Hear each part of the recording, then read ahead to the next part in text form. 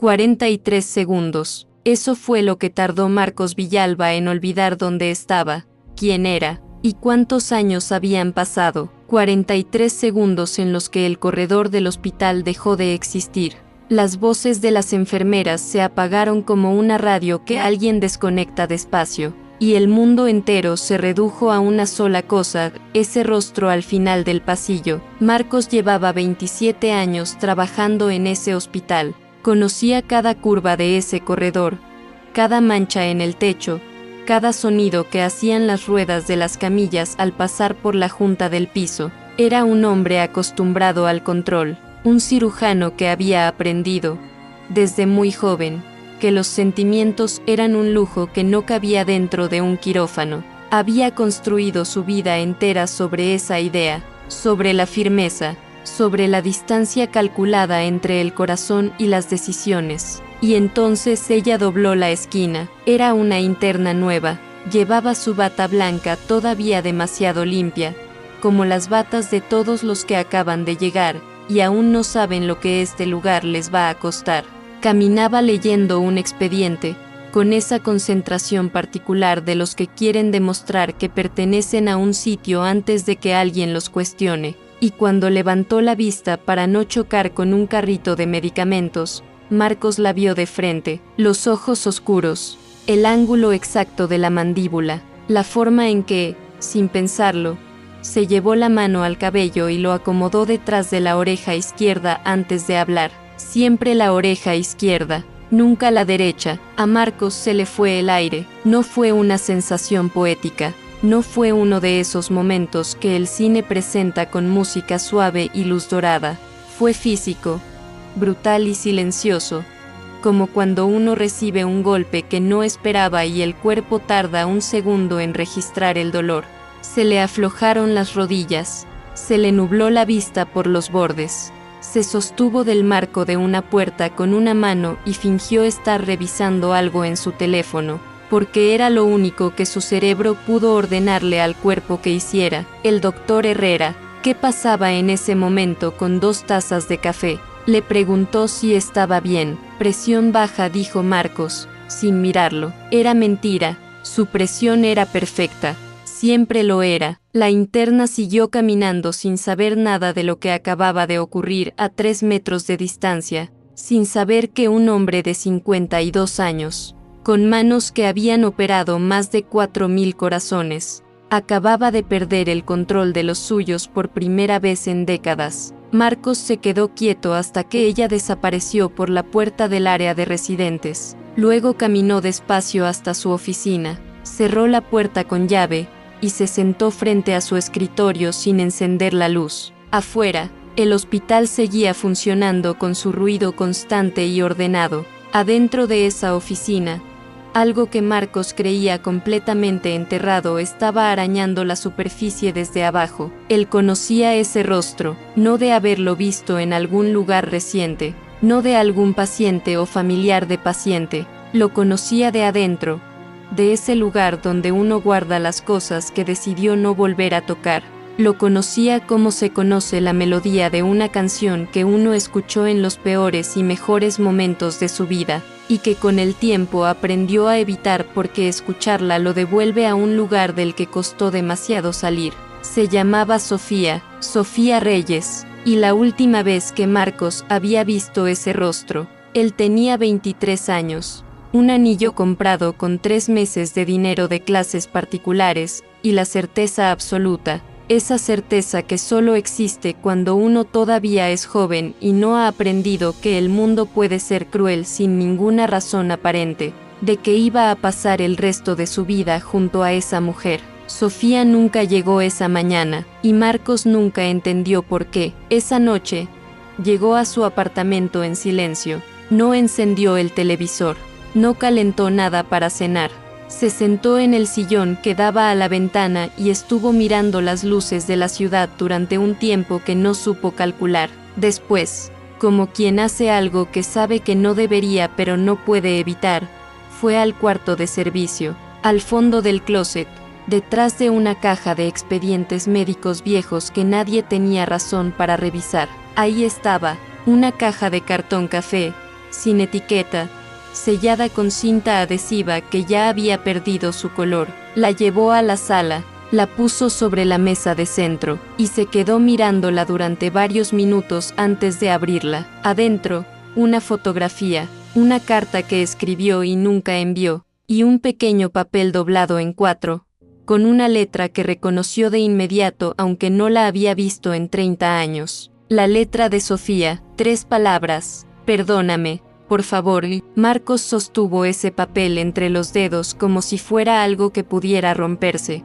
o como si fuera él el que pudiera romperse, quizás las dos cosas. Al día siguiente, llegó al hospital más temprano que de costumbre. Le pidió a la coordinadora de residentes, con una indiferencia cuidadosamente construida, el nombre de la nueva interna del ala de oncología. La coordinadora lo buscó en el sistema y respondió sin levantar la vista: Valentina Reyes, 24 años, recién llegada de Medellín. Marcos asintió despacio. Reyes, el mismo apellido, 24 años. Caminó hacia su oficina con paso firme, como siempre, como el hombre que todo el mundo en ese hospital creía que era: sereno, preciso, invulnerable. Pero adentro, algo que había permanecido quieto durante 3 décadas acababa de empezar a moverse, y Marcos Villalba, que había aprendido a operar corazones ajenos con una calma que sus colegas admiraban,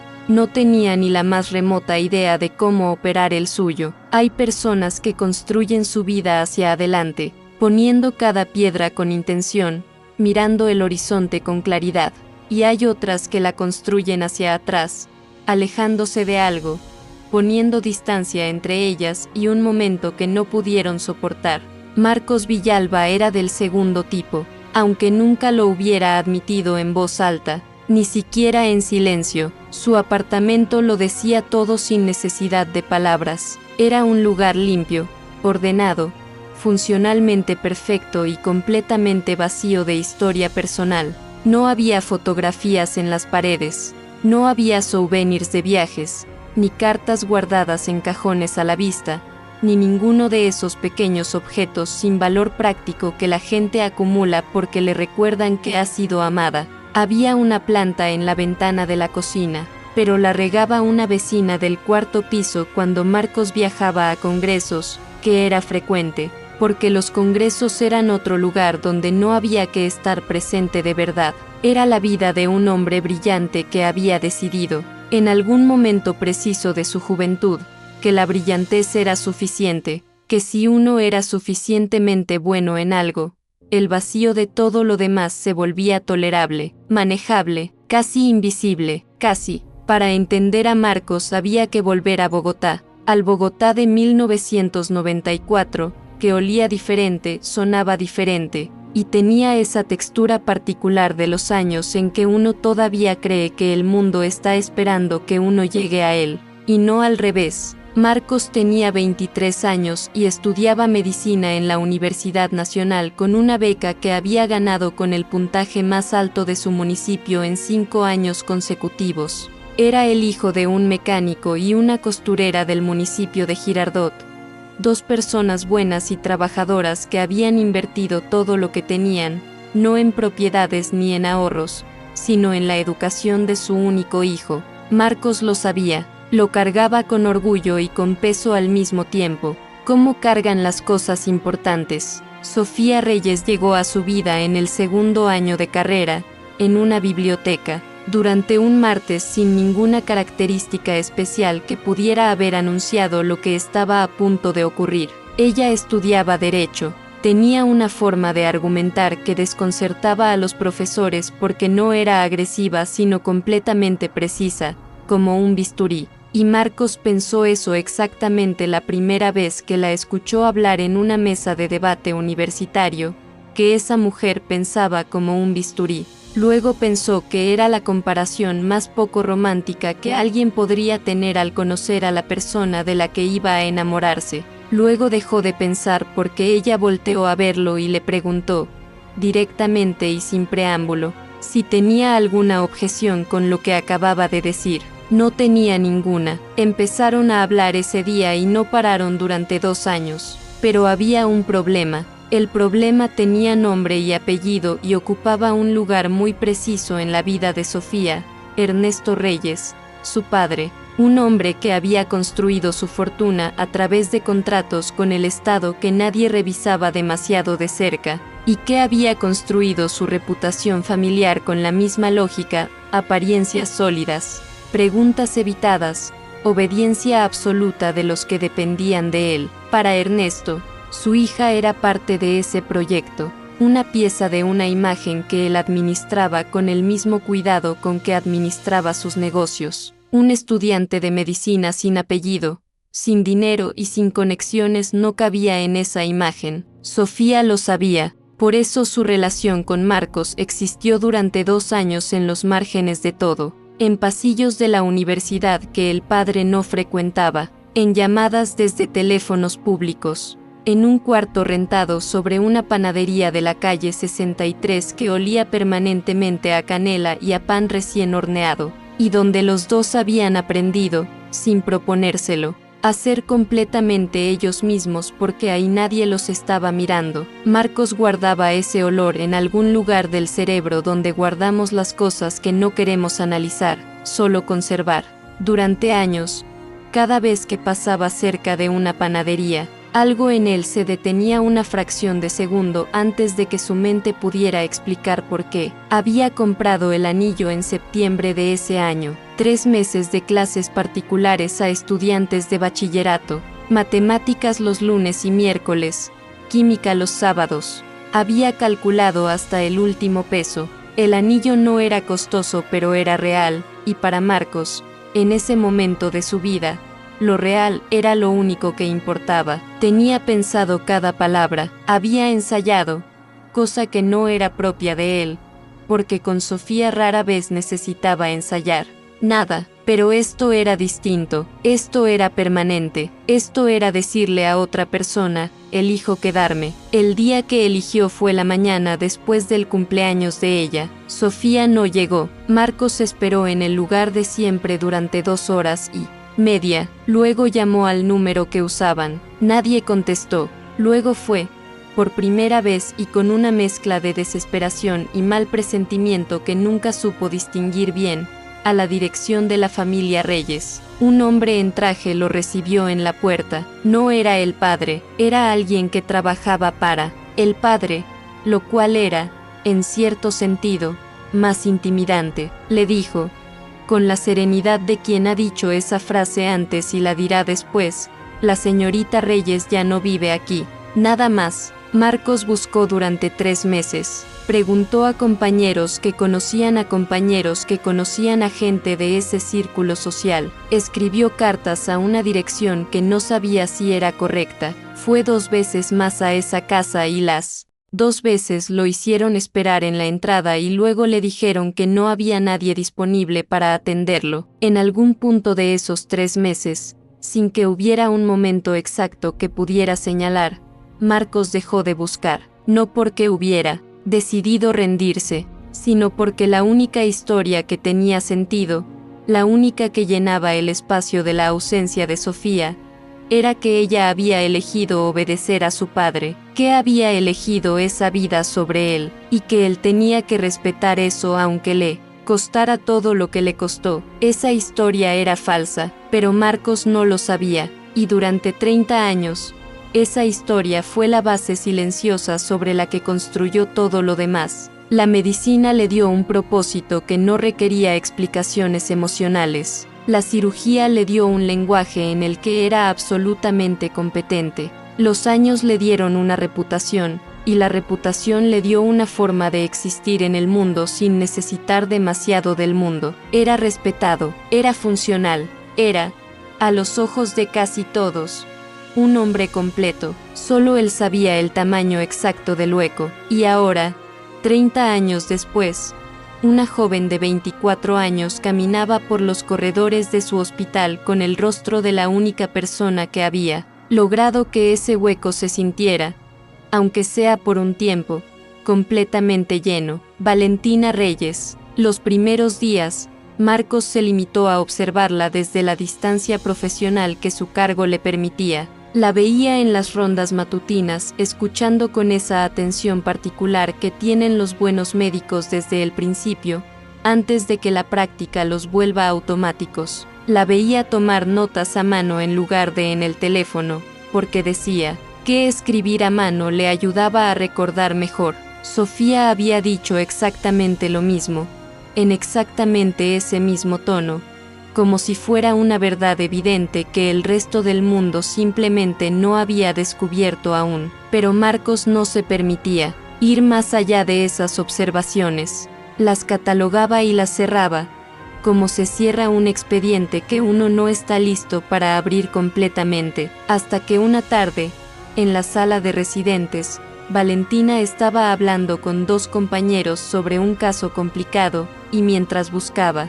un bolígrafo en su bolsillo, Marcos vio, por primera vez con claridad, la muñeca izquierda de ella, una cicatriz pequeña, delicada, con la forma específica que dejan ciertos procedimientos quirúrgicos en la infancia. No cualquier procedimiento, un tipo particular, inusual, el mismo que Sofía tenía, el mismo que Sofía le había explicado una noche, con esa costumbre suya de contar las cosas importantes en voz baja, como si fueran secretos que el mundo no merecía escuchar a todo volumen. Marcos se excusó de la sala antes de que alguien pudiera notar que algo había cambiado en su cara. Esa noche no durmió, y a las 3 de la madrugada, sentado en el suelo de su sala con la caja de cartón abierta frente a él, con la fotografía de Sofía en las manos y el pequeño papel doblado en 4 sobre su rodilla, Marcos Villalba comenzó a hacerse la única pregunta que en 30 años nunca había tenido razón para hacerse: ¿y si la historia que se contó durante todo este tiempo estaba completamente equivocada? Hay una diferencia entre sospechar algo y saber algo. La sospecha te deja un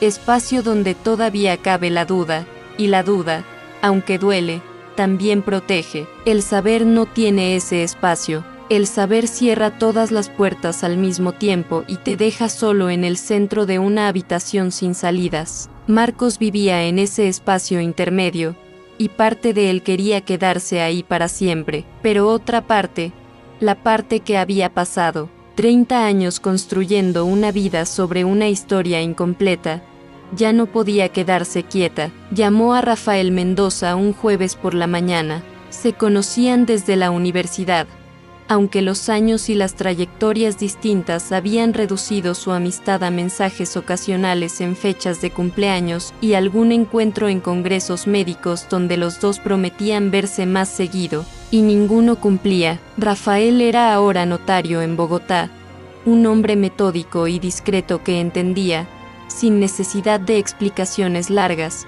cuando alguien le pedía algo que requería más cuidado que rapidez. Marcos le explicó lo que necesitaba, con la misma economía de palabras que usaba en el quirófano: un nombre, una fecha aproximada, una ciudad. Rafael escuchó sin interrumpir y al final dijo solamente: «Dame unos días». Mientras esperaba, Marcos siguió trabajando. Eso era lo que sabía hacer: entrar al hospital a las 6:30 de la mañana, revisar expedientes, operar, enseñar, responder preguntas, tomar decisiones. La estructura del trabajo era lo único que en ese periodo le daba la sensación de que el suelo seguía siendo sólido bajo sus pies. Pero Valentina estaba ahí, todos los días. Valentina estaba ahí, y Marcos comenzó a notar cosas que no podía dejar de notar, aunque lo intentara. Notó que ella llegaba siempre 10 minutos antes de lo requerido, no para impresionar a nadie, sino porque le incomodaba la sensación de llegar justo a tiempo. Notó que cuando un paciente le hablaba, ella se inclinaba apenas hacia adelante, un gesto mínimo pero real, como si quisiera acortar la distancia entre los dos. Notó que tenía el hábito de quedarse unos minutos después de las rondas para releer sus propias notas, como si necesitara confirmar que había entendido bien, antes de seguir adelante. Sofía hacía exactamente eso con los textos de derecho: releerlos en voz baja, despacio, como si la segunda lectura fuera más honesta que la primera. Marcos guardaba cada una de esas observaciones en un lugar donde no tenía nombre todavía. No era ternura, o al menos se resistía a llamarla así. No era certeza, porque todavía no tenía pruebas de nada. Era algo más incómodo que todo eso. Era el peso de una posibilidad que, si resultaba ser verdad, iba a cambiar el significado de los últimos 30 años de su vida de una manera que no sabía si estaba preparado para sostener. Entonces tomó una decisión que después reconocería como el primer error de ese periodo, aunque no lo pareciera en el momento. Sin decirle nada a nadie, recomendó a Valentina para una rotación quirúrgica competitiva que normalmente se reservaba para residentes de segundo año. Escribió el aval él mismo, con una precisión y un detalle que sorprendió a la coordinadora académica, que le preguntó si la había supervisado directamente. Marcos dijo que sí, que había tenido oportunidad de observar su trabajo de cerca, lo cual era cierto,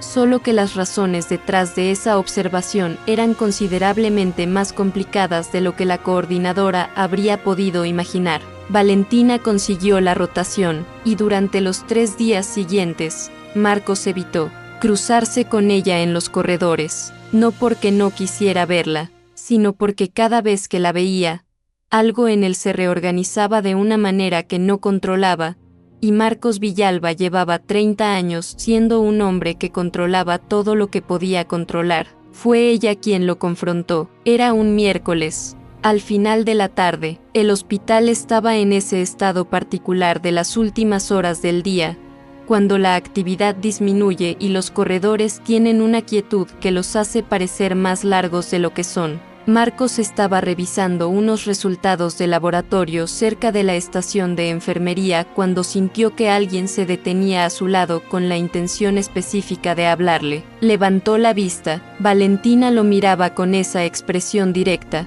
que él ya había aprendido a reconocer. No era hostilidad, era la misma precisión que ponía en todo lo demás. «Doctor Villalba», dijo, sin preámbulo, «necesito entender algo». Marcos cerró la carpeta que tenía en las manos. «Usted me recomendó para esa rotación menos», continuó ella, «una rotación para la que técnicamente todavía no califico por nivel, y luego no me ha dirigido la palabra en 3 días. Entonces necesito saber si tiene un problema conmigo, o si está intentando ayudarme, porque las dos cosas al mismo tiempo me resultan difíciles de manejar». Hubo un silencio breve, no incómodo, más bien del tipo de silencio que existe justo antes de que alguien diga algo verdadero. «Me recuerda a alguien», dijo Marcos, finalmente. Valentina no apartó los ojos de él. ¿A quién? A alguien que perdí hace mucho tiempo. Ella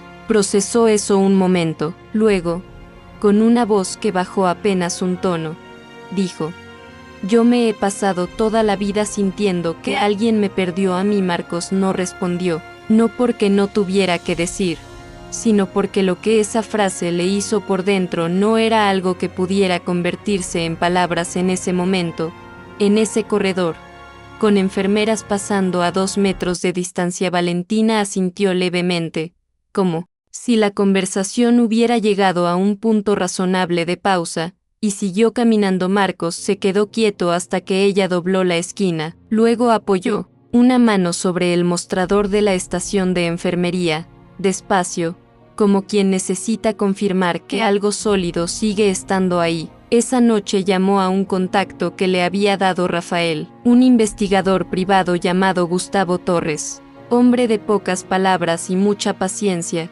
que escuchó el encargo completo sin tomar notas visibles y al final dijo que necesitaba 2 semanas, quizás 3. Fueron 19 días. 19 días en los que Marcos siguió operando, siguió enseñando, siguió siendo el médico que todos creían que era. 19 días en los que cruzaba a Valentina en pasillos y salas con una cordialidad profesional cuidadosamente calibrada, siempre correcta, nunca demasiado cercana ni demasiado distante, el tipo de equilibrio que cuesta mucho más de lo que parece desde afuera. 19 días en los que, cada noche, volvía a su apartamento y miraba la fotografía de Sofía con una pregunta distinta, no la pregunta de siempre, la del por qué se fue, sino una pregunta nueva, más grande, más pesada, que todavía no se atrevía a formular con todas sus palabras. Cuando Torres llamó, Marcos estaba en su oficina con la puerta cerrada. Eran las 8 de la noche y el hospital estaba casi en silencio. Torres habló durante 20 minutos. Marcos no interrumpió ni una sola vez. Fue tomando notas en una hoja en blanco con letra cada vez más pequeña, como si inconscientemente quisiera que todo lo que estaba escuchando ocupara menos espacio del que en realidad ocupaba. Los registros del orfanato en Medellín, la fecha de ingreso, el peso al nacer, y la nota manuscrita de la monja que la recibió, una mujer muy joven, llorando demasiado para poder firmar, que pidió un nombre específico para la niña, Valentina. Marcos dejó de escribir. Torres siguió hablando. Habló de los registros de migración de 1995, de un vuelo a Valencia, de la manera en que ciertas familias con ciertos recursos podían, en aquella época, hacer que una persona simplemente dejara de estar en un lugar sin dejar demasiado rastro de hacia donde había ido. Marcos escuchó todo. Cuando Torres terminó, hubo un silencio largo. Necesito que sigas buscando, dijo Marcos, con una voz que sonaba más tranquila de lo que él se sentía. Necesito saber dónde está ella ahora. Hubo una pausa al otro lado de la línea. Doctor Villalba, dijo Torres, con una delicadeza que no era habitual en él. Eso también lo averigüé, y lo que dijo a continuación fue lo que Marcos menos esperaba escuchar, y al mismo tiempo, en algún lugar muy hondo donde vivían las cosas que uno sabe antes de saber que las sabe, lo que alguna parte de él ya había comenzado a temer. Sofía Reyes había muerto en Valencia en 2019, sola, relativamente joven, con una enfermedad que avanzó más rápido de lo que los médicos anticiparon. Marcos colgó el teléfono, se quedó sentado en su oficina oscura durante un tiempo que no supo calcular. Afuera, el hospital respiraba con su ritmo nocturno. Adentro, algo que había permanecido suspendido durante 30 años, algo que él había mantenido suspendido con la fuerza silenciosa de quien no puede darse el lujo de soltar, finalmente tocó el fondo. No lloró, o quizás sí, un poco, de la manera en que lloran los que llevan demasiado tiempo sin práctica, sin sonido, sin movimiento, solo con los ojos fijos en un punto de la pared mientras el peso de todo lo que nunca supo y ahora sabía se acomodaba lentamente sobre sus hombros. Sofía no se había ido por voluntad propia, Sofía había sido borrada, y la niña que había dejado en Medellín, la niña que creció sin saber su nombre ni su historia, caminaba todos los días por los mismos corredores que él, acomodándose el cabello detrás de la oreja izquierda, llegando 10 minutos antes de lo necesario, inclinándose hacia los pacientes para acortar la distancia. Marcos tenía ahora una verdad que no había buscado y que no podía devolver. Y con esa verdad venía una pregunta que no tenía respuesta fácil ni rápida ni indolora. ¿Qué se hace con algo así?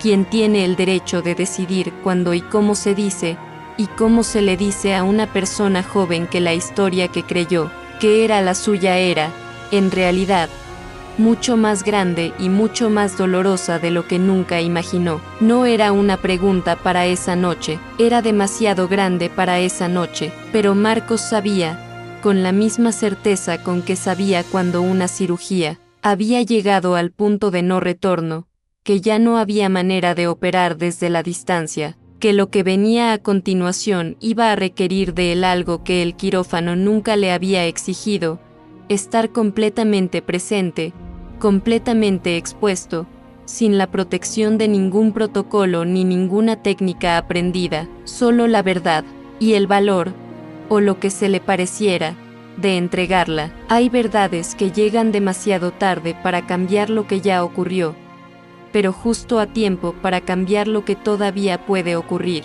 Marcos no sabía en cuál de las dos categorías caía la suya, quizás en las dos al mismo tiempo, quizás esa era precisamente la parte más difícil de cargarla. Torres le había dicho que siguiera buscando, y Marcos siguió, no porque necesitara más confirmación de lo que ya sabía. La cicatriz, el apellido, la fecha, el nombre que Sofía había pedido para la niña. Todo eso junto formaba una figura demasiado precisa para ser coincidencia, pero había una diferencia entre tener suficientes razones para creer algo y tener suficientes razones para decírselo a otra persona y cambiarle la vida para siempre. Para eso necesitaba más. Necesitaba entender no solo el qué, sino el cómo, no solo lo que había pasado, sino por qué había pasado de esa manera. Torres tardó 11 días más. Durante esos 11 días, Marcos funcionó. Esa era la palabra correcta, funcionó. Operó con la misma precisión de siempre, tomó decisiones clínicas con la misma claridad de siempre, respondió correos y asistió a reuniones y firmó los documentos que había que firmar. Desde afuera, era el mismo hombre de siempre. Desde adentro, era alguien que cargaba una historia que todavía no tenía forma completa y que pesaba más con cada día que pasaba sin tenerla. Valentina notó algo, por supuesto que lo notó. Era demasiado perceptiva para no notarlo, y Marcos lo sabía, y eso añadía una capa adicional de tensión a cada interacción entre ellos. No era una tensión hostil, era más parecida a la tensión que existe entre dos personas que están hablando de una cosa mientras piensan en otra completamente distinta, y los dos lo saben, y ninguno de los dos está listo todavía para nombrar la segunda. Ella le preguntó una vez, de pasada, si había dormido bien. Él dijo que sí. Ella lo miró un segundo más de lo necesario y luego asintió y siguió caminando, con esa manera suya de dejar el espacio abierto sin forzar nada. Cuando Torres llamó por segunda vez, Marcos estaba en su casa. Era sábado por la mañana, el único momento de la semana en que el hospital no tenía autorización para reclamarlo, y había pasado la primera hora del día sentado frente a una taza de café que se había enfriado sin que él lo notara. Torres habló, esta vez con más detalle, esta vez con documentos que iba a enviarle digitalmente, uno por uno. Mientras hablaban, Marcos los abrió en su computador con la misma lentitud con que se abre algo que uno sabe que no va a poder cerrar después. Lo que Torres había reconstruido no era una historia de abandono, era una historia de coerción ejecutada con la frialdad calculada de alguien que estaba acostumbrado a usar el poder como herramienta. Ernesto Reyes había visto en el embarazo de su hija no una crisis familiar sino un problema logístico, y lo había resuelto con la misma eficiencia con que resolvía sus otros problemas. La evidencia fabricada contra Marcos estaba documentada en archivos que Torres había encontrado a través de contactos en la notaría donde trabajaba Rafael. Documentos que nunca habían sido presentados porque no habían necesitado serlo. Habían cumplido su función solo con existir, solo con ser mostrados a una mujer joven y asustada que amaba demasiado a un hombre para arriesgarse a destruirlo.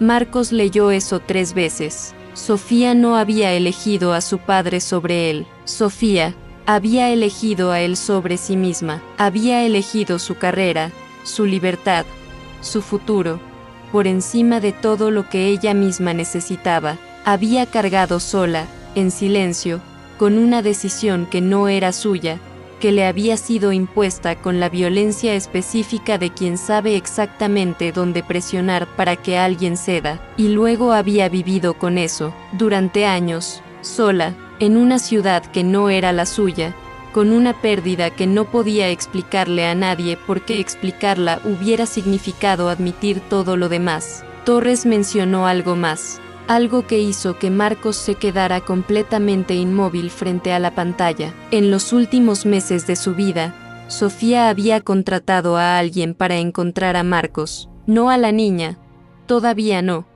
porque quizás no tenía las fuerzas o quizás no sabía cómo, o quizás pensó que era más justo que él lo supiera primero. Había escrito una carta larga según el registro del servicio de mensajería que Torres había rastreado, enviada a la última dirección hospitalaria que había podido encontrar para él. La carta había llegado al hospital donde Marcos trabajaba 12 años antes. Había sido redirigida 2 veces a direcciones anteriores. Estaba en un archivo de correspondencia no reclamada en una oficina postal de Cali. Torres le dio la dirección exacta. Marcos no fue ese día. Necesitaba un día, solo un día para prepararse para lo que fuera que esa carta contuviera, porque había aprendido, en las últimas semanas, que la diferencia entre saber algo y leerlo con las palabras de la persona que lo vivió era una diferencia que el cuerpo registraba de maneras que la mente no siempre podía anticipar.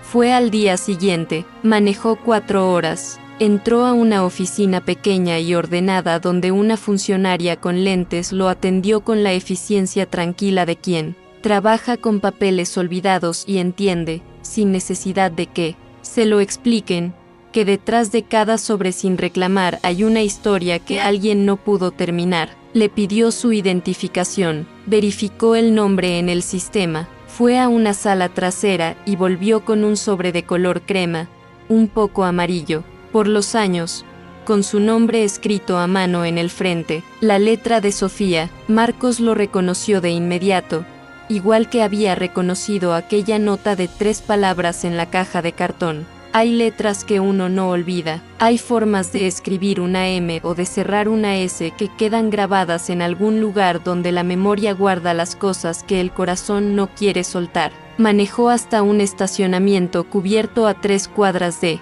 distancia, apagó el motor, estuvo sentado en silencio durante varios minutos con el sobre en las manos. Luego lo abrió, eran 6 páginas. Escritas con esa letra pequeña y precisa que él recordaba, en una tinta azul que en algunas partes se veía más presionada que en otras, como si ciertas frases hubieran requerido más fuerza, o más valor, o simplemente más tiempo para poder escribirse. Sofía escribía como hablaba, sin rodeos pero sin crueldad, con esa capacidad particular que había tenido siempre para decir las cosas difíciles de una manera que no destruía sino que abría. Explicaba todo, no con el tono de quien pide disculpas, sino con el tono de quien finalmente puede decir la verdad porque ya no hay nada que proteger ni nada que perder. Escribía sobre la noche que descubrió que estaba embarazada y la esperanza equivocada con la que fue a hablar con su padre. Escribía sobre los documentos que le mostraron y el miedo que sintió. No por ella sino por Marcos, porque conocía a su padre y sabía que las amenazas de ese hombre no eran palabras vacías. Escribía sobre el viaje a Medellín, sobre el orfanato, sobre la monja que la recibió con una amabilidad que todavía le dolía recordar porque había sido la última amabilidad que recibió en mucho tiempo. Escribía sobre Valencia, sobre los primeros años de silencio absoluto, de construir una vida nueva sobre los escombros de la que había tenido que dejar, sobre cómo había aprendido, con el tiempo, a vivir de una manera que no era felicidad, pero tampoco era solo tristeza, una manera quieta, funcional, reconocible solamente para quien sabe lo que es reconstruirse desde adentro cuando nadie a tu alrededor sabe lo que perdiste. Escribía que nunca había dejado de quererlo, no de la manera dramática en que se dice eso en las películas, sino de la manera real,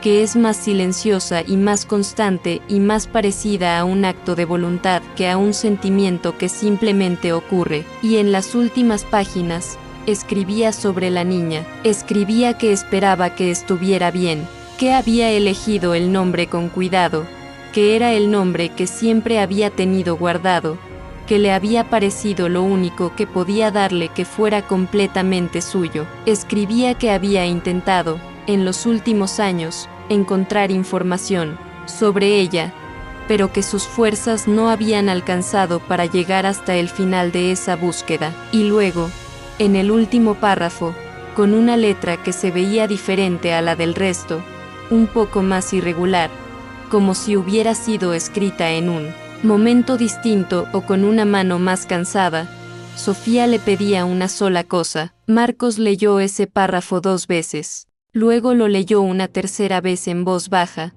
solo para escucharlo, solo para que las palabras existieran en el aire y no solamente en la página. Que si alguna vez encontraba a la niña, o si la niña alguna vez lo encontraba a él, no la dejara. Creer que había sido una persona no deseada, que le dijera que hubo 2 personas que la quisieron antes de que ella supiera que existía, que le dijera que todo lo que salió mal fue por miedo y por circunstancias y por la crueldad de alguien que tenía demasiado poder sobre demasiadas cosas, y no por ella, nunca por ella. Marcos dobló las 6 páginas con el mismo cuidado con que se dobla algo que uno sabe que va a necesitar volver a abrir muchas veces.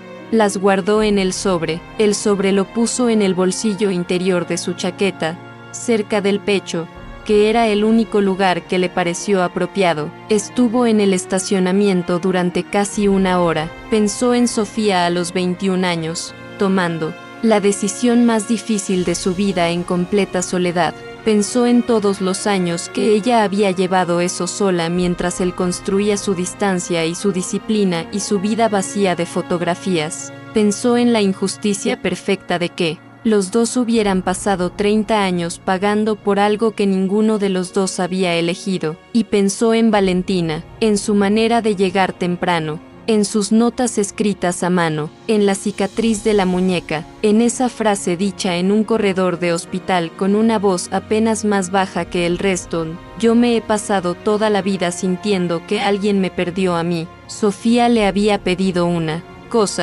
sola cosa, y Marcos, que llevaba 30 años sin saber qué hacer con el amor que no había podido entregar, tenía ahora, por primera vez, una dirección clara hacia dónde llevarlo. No iba a ser fácil, no iba a ser limpio ni ordenado ni clínicamente preciso, iba a ser humano, que era la única manera en que podían ser las cosas que importaban de verdad.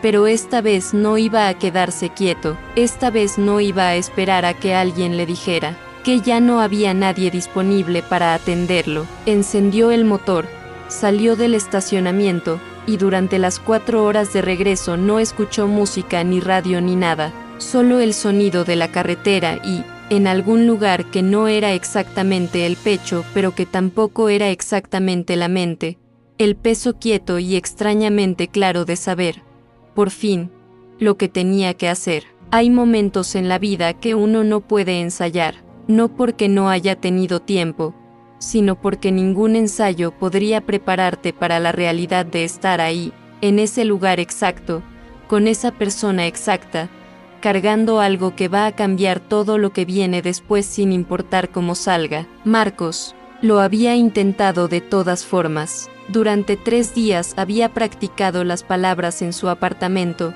en voz baja, de pie frente a la ventana que daba a la ciudad. Había probado distintas formas de comenzar, distintas formas de ordenar la información para que fuera lo menos devastadora posible. Había pensado en el momento, en el lugar, en el tono. Había pensado en todo lo que podía salir mal y en todo lo que podía salir bien y en el espacio enorme e impredecible que existía entre esas 2 posibilidades. Al final entendió que no había una manera correcta de decirle a una persona que su historia era completamente distinta a lo que había creído siempre, que lo único que podía controlar era estar presente, completamente presente, sin distancia, sin protocolo, sin la protección de ningún rol profesional detrás del cual esconderse. Le pidió a Valentina que se encontraran fuera del hospital. El mensaje fue breve y directo: porque cualquier otra cosa hubiera sido falso. Necesito hablar contigo de algo importante,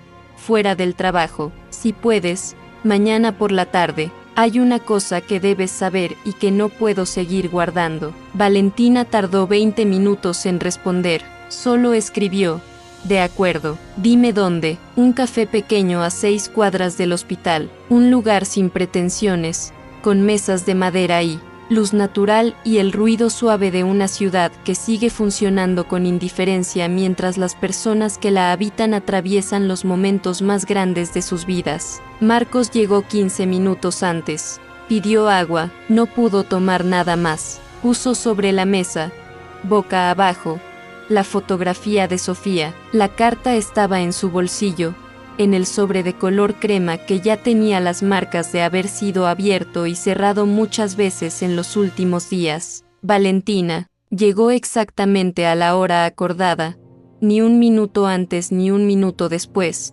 lo cual decía algo sobre ella que Marcos ya sabía, pero que en ese momento le pareció extrañamente emocionante de observar.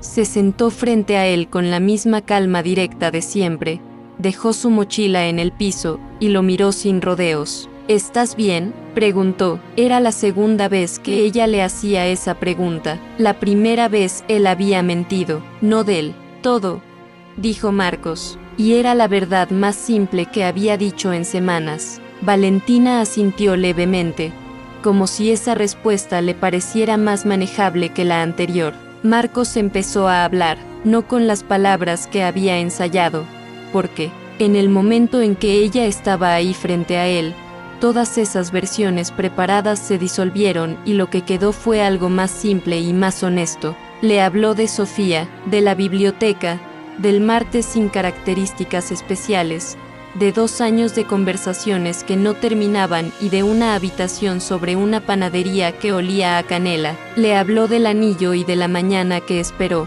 y de los 3 meses que buscó sin encontrar nada. Le habló de la historia que se contó durante 30 años para poder seguir funcionando. Valentina escuchaba sin interrumpir. Tenía las manos sobre la mesa, quietas, y sus ojos no se apartaron de él en ningún momento. Había algo en su manera de escuchar que hacía que las palabras salieran más fácil, que era exactamente lo mismo que Marcos había sentido la primera vez que habló con Sofía en aquella mesa de debate universitario, y reconocer eso en ese momento, en esa café, con esa joven sentada frente a él, le apretó el pecho de una manera que no supo cómo describir.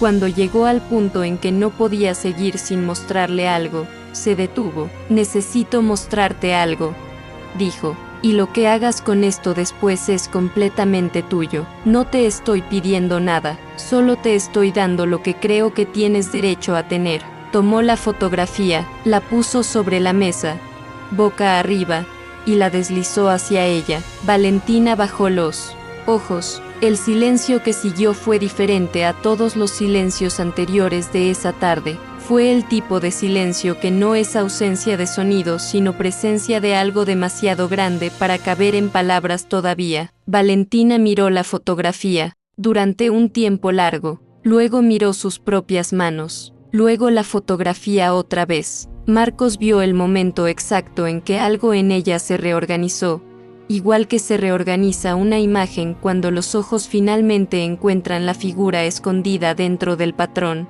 y, una vez que la ves, ya no puedes dejar de verla. No lloró de inmediato, hizo lo que Marcos ya sabía que haría, empezó a hacer preguntas precisas, ordenadas, con la misma lógica clínica con que abordaba los casos difíciles en el hospital. Fechas, lugares, nombres, probabilidades. Era su manera de construir una estructura alrededor de algo enorme para que no la aplastara. Antes de que pudiera entenderlo completamente, Marcos respondió todo, sin omitir nada, sin suavizar nada que no debiera ser suavizado, porque Valentina no merecía una versión protegida de su propia historia, merecía la historia entera. Luego llegó la pregunta que Marcos sabía que iba a llegar y para la que, a pesar de todo, no había encontrado ningún ensayo que la volviera más fácil de escuchar. Ella intentó encontrarme. Marcos puso el sobre la mesa. «Esto es tuyo»,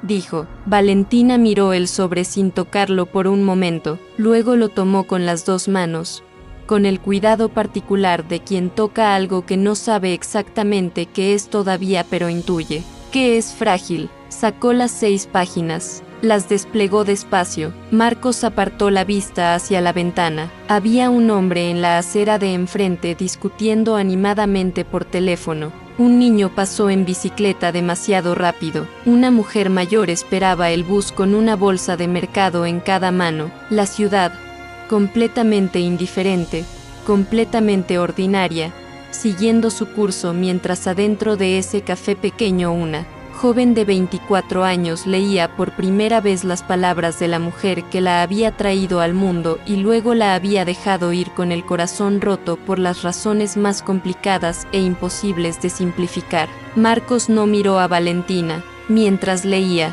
Le pareció lo más honesto que podía hacer, darle la privacidad de ese momento aunque estuvieran sentados a menos de 1 metro de distancia. Cuando terminó, Valentina dobló las páginas con cuidado, las devolvió al sobre, puso una mano abierta sobre el sobre y se quedó así, con la palma presionada contra el papel, durante casi 3 minutos. Marcos contó el tiempo sin querer. Luego Valentina habló, con una voz que era más pequeña que su voz habitual pero no menos firme. Yo soñaba con una mujer que olía a canela, dijo, cada algunos años, el mismo sueño. Siempre pensé que me la había inventado. Marcos cerró los ojos un segundo. La panadería de la calle 63, dijo.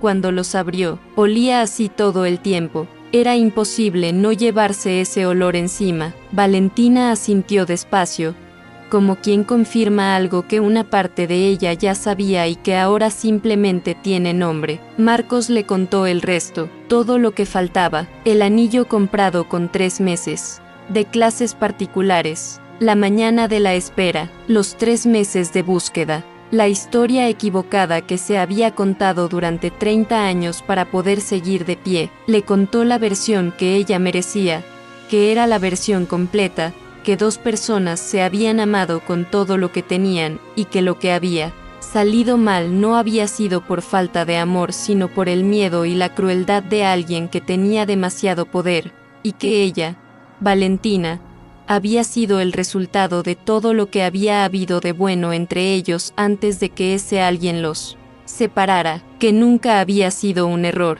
que nunca había sido un peso, que había sido, desde antes de existir, la cosa más querida. Valentina escuchó todo sin interrumpir, y cuando Marcos terminó, hubo un silencio diferente a todos los anteriores, más quieto, más parecido a un lugar de descanso que a una pausa incómoda. Luego se levantaron, sin que ninguno de los dos lo propusiera exactamente, como cuando 2 personas que caminan en la misma dirección naturalmente empiezan a moverse al mismo tiempo. Salieron del café. La ciudad los recibió con su ruido habitual, buses, voces, el vendedor de frutas en la esquina hablando por teléfono con alguien que claramente no lo estaba escuchando. La luz de esa tarde tenía esa calidad particular de las tardes de entre semana, ni demasiado brillante ni demasiado gris, el tipo de luz bajo la cual ocurren las cosas que no necesitan dramatismo para ser importantes.